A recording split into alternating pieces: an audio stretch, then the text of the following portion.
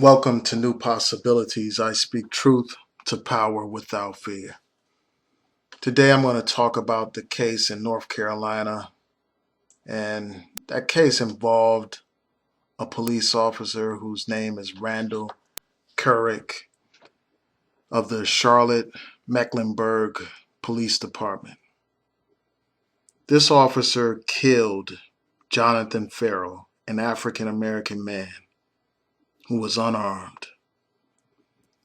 And about a week ago, there was a trial, and that trial ended in mistrial.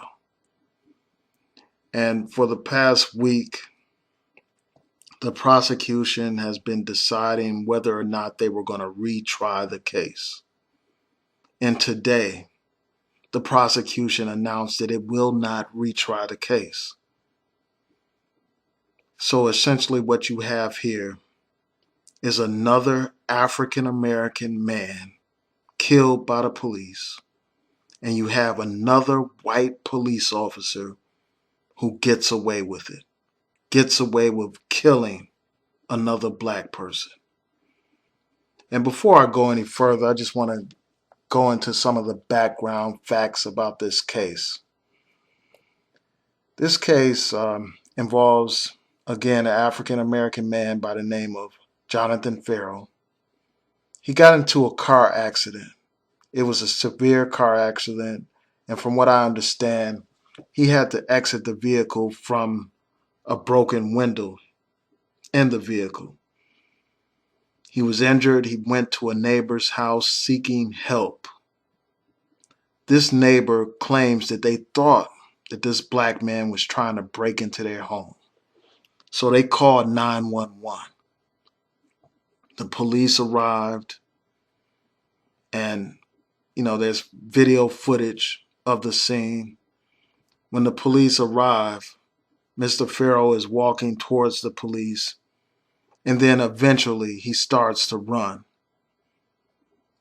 At some point, you can hear the police officer firing shots at Jonathan Ferrell.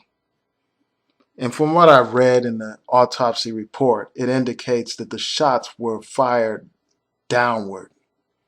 So at some point, he was actually on the ground when he was shot multiple times. He was shot many times. And so that's just the basic background of the story. So he was shot. The case was brought before a grand jury. And the first grand jury did not indict the officer. And then there was a second grand jury that decided to indict the officer. And the officer had been in trial, which again ended about a week ago in a mistrial. So instead of retrying this case, these prosecutors decided that they will not retry the case. 8 of the jury members voted for acquittal of this officer, and 4 of the jurors voted guilty of voluntary manslaughter. And apparently the prosecution claims that they talked to the jurors to get feedback from them after the mistrial, and they reached the conclusion that the case probably would not meet the burden of proof, that they will probably not be able to prove beyond a reasonable doubt that this officer committed voluntary manslaughter. So for that reason, they decided not to try the case again. So now you have another white man who gets away with killing a black man. And nothing's going to happen about it. No one's going to do anything.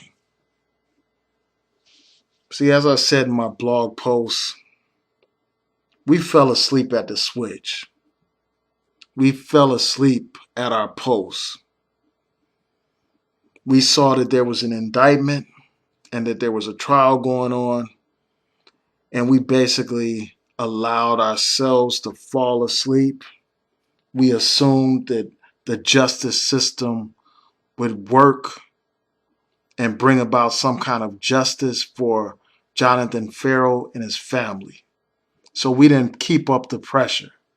We stopped protesting. We stopped talking about this. So because of that, the prosecutor felt free not to pursue the case. He felt free not to pursue it. And here we have another example of a black life not meaning a damn thing to the system. Not a damn thing. I mean, how long will this continue?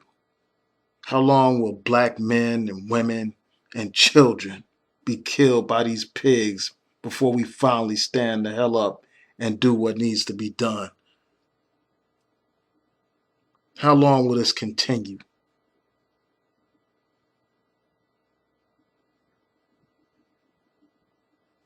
I just wonder, how long will it take us to forget about this?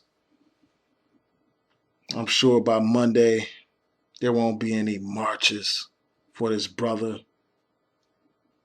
He will be forgotten like all the others, while the killers sit back and relax and enjoy their life. Like that stinking killer, George Zimmerman. This man had the audacity recently to brag about killing Trayvon Martin. This man had the audacity to call the president of the United States a baboon. This man had the audacity to use a racist symbol as his avatar on Twitter, a racist Confederate flag. He's thumbing his nose at black people and black lives. And the whole system is basically doing the same thing today by letting this killer, Randall Kerrick, walk free. He's probably going to get thousands of dollars for doing interviews, telling his story, and we're just going to sit back and let it happen.